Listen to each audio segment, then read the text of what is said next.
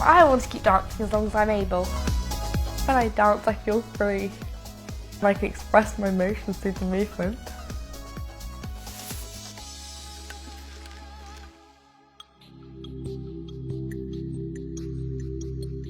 Could you talk us through the day of the accident? The accident was on April the 25th, 2007. It was very, very traumatic because I lost my mother and I couldn't walk for over a year, and Pollyanna lost her leg.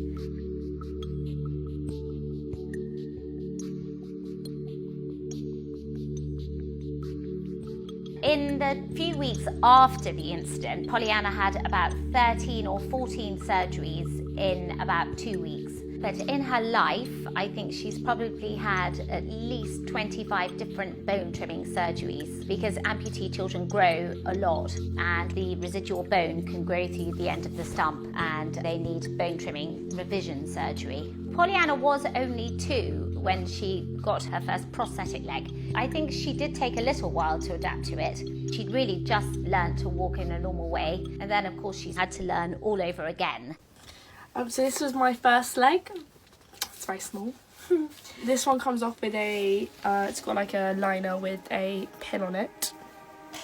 And then you screw it in and then you press a button to take it out.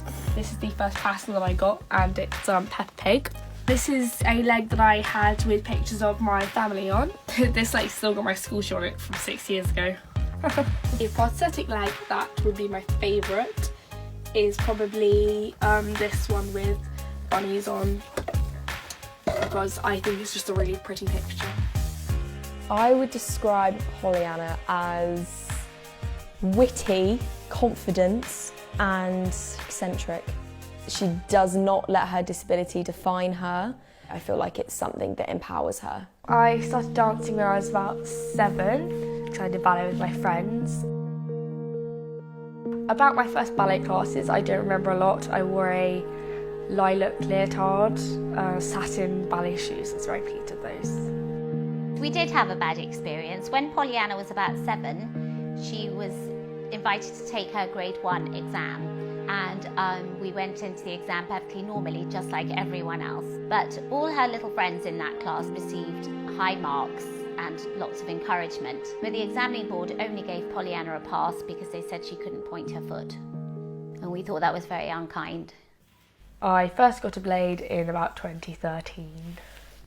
These are my blades.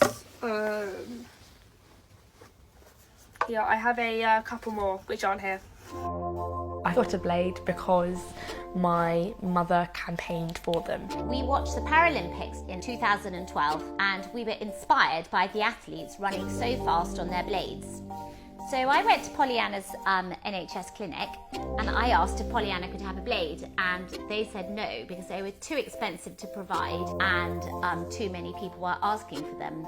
I thought that was very unfair indeed, so I started a campaign, and now all the little amputee children in the country can have running blades.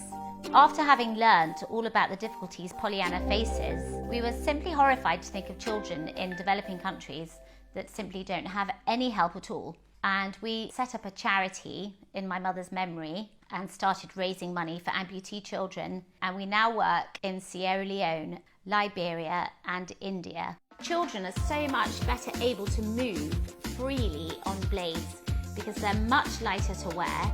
They can run around after their friends, and they can run and jump and dance and do all the things that children want to do. I don't believe Pollyanna would be a dancer without her blade.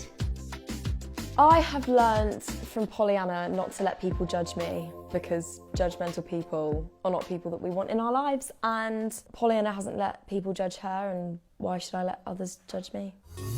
I am bowled over by Pollyanna. I'm really, really wowed by her determination to just keep going and be treated normally, just like all the other dancers. I want to keep dancing as long as I'm able. When I dance, I feel free. I do see myself dancing in the future, and I very much hope that it can be my career.